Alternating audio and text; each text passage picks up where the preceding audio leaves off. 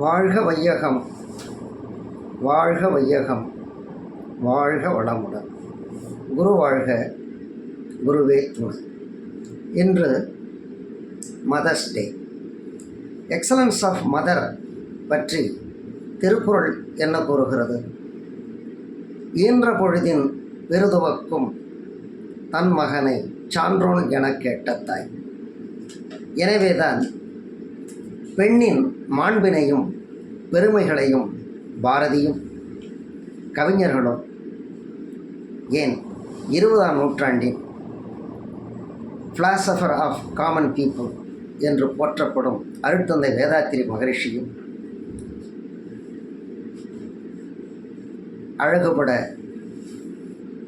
பொருள்பட உண்மை உணர்ந்து உரைத்துள்ளனர். அதில் சில வரிகள்: தாயிற் கோயிலும் இல்லை, தன்னலமற்றது தாயின் நெஞ்சம், தாயில்லாமல் நான் இல்லை,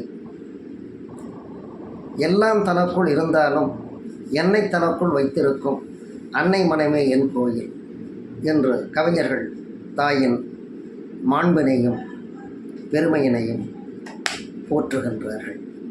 அது மேலும் மென்மையும் மேன்மையும் அடைய எல்லோரும் என்றென்றும் பாடுபடுவோம்.